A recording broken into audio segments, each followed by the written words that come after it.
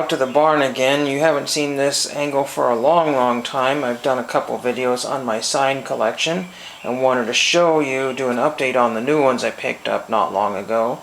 These were all thrifted for around $5. Some of them are as low as I think $3. And there were some that had been purchased, like 2 or 3, but I don't remember what else that had been, but they were mostly stop signs here. This one here is smaller. This is actually what I would call regulation size stop sign, and I never had one.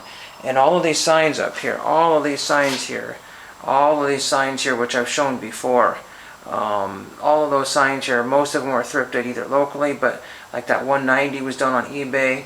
Somebody thought about doing a collection of all the states, but there's too many varieties. I would just say pick one from every state if you were going to. Hawaii and Alaska would be probably the most expensive, I would think, especially Hawaii, finding a legit one.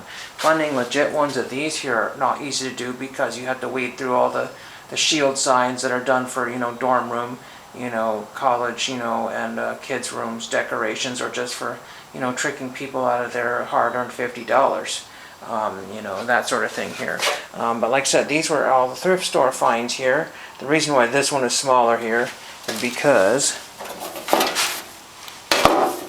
it's got the slow on the back of it. It was probably some sort of flagger's sign.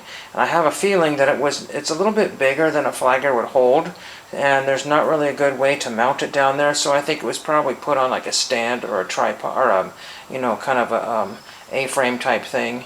Like a sawhorse type deal there, and that's what I think it was probably attached to. So whether it was used, at a business, or if it was just used for a construction company or by the city or state, I have no idea how these were even acquired there. Hopefully they were. But what's interesting, these had price tags on it, for original price tags of like $50 or $55, like somebody had them in an antique mall or a garage sale, estate sale type thing, and they didn't sell. So very cool. People are always weird about buying signs, but if you find them at the swap meet, there were some okay ones last time. Now the other ones I wanted to show you, I'll get this one, I'll show you what this one looks like. I almost didn't get this one because it had the red drips on it, but for Halloween that would be probably kind of cool with all the red drips on it. A different reflective sheeting on that one there. But, and I would like to have gotten the other two, but you just can't get everything. If you watch Sign Picker on YouTube, I think he's also probably on Instagram, and what's that other one? I can't think of it right now. But anyway, TikTok maybe, I don't know. I also got these, he's the one that has them stacked, and originally I thought about putting my signs underneath here. The table is built in here, but he's got like a shelving system where he's got them all, shelved like, with like a Home Depot type shelves. It's really cool looking. But these oversized load signs here, I also picked them up at the same time. And they were, I think $4 a piece or something crazy. And then I started grabbing some, and then everybody else started grabbing the rest of them. It was crazy. So 2 people grabbed some, and then I grabbed some, and then everybody else grabbed all the rest of them. One of these is varnished.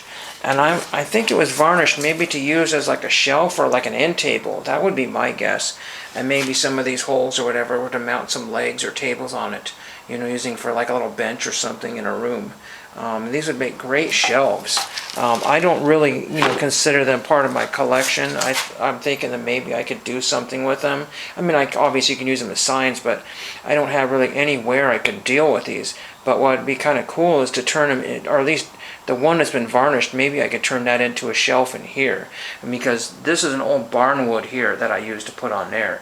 As long as it doesn't get in the way. I just don't know how, I'm going to get this put together here. There's some other signs that need to be kind of repurposed and moved out of the way. The North Fork Bridge one here that's over here. I'm sorry to show you all the garbage there. It was there, but it had to come down for whatever reason. It was so dirty and gross up there. Everything this window just gets spiderwebs so bad.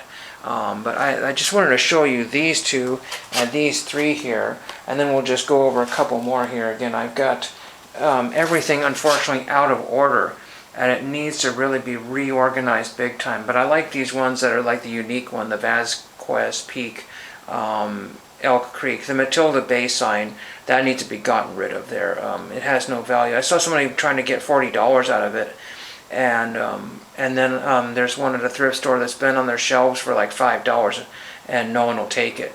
But yeah, just I don't have stories for each one of these things because I wasn't there. Some of these I do kind of know where they came from, and some of them I just don't really know exactly where the 25 one was just at a local sale years ago.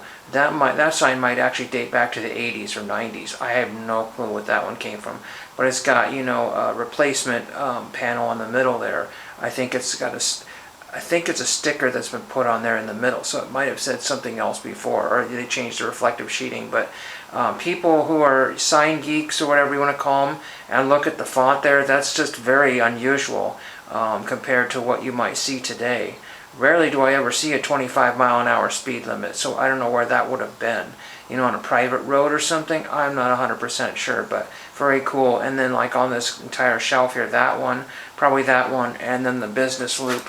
I cannot remember if that was out of Wyoming or Michigan or where that came from. I can't remember everything that I pick on the internet or whatever. I have to write this down for the next person, so maybe that will be my next project, is to document some of these things. And thank you for watching.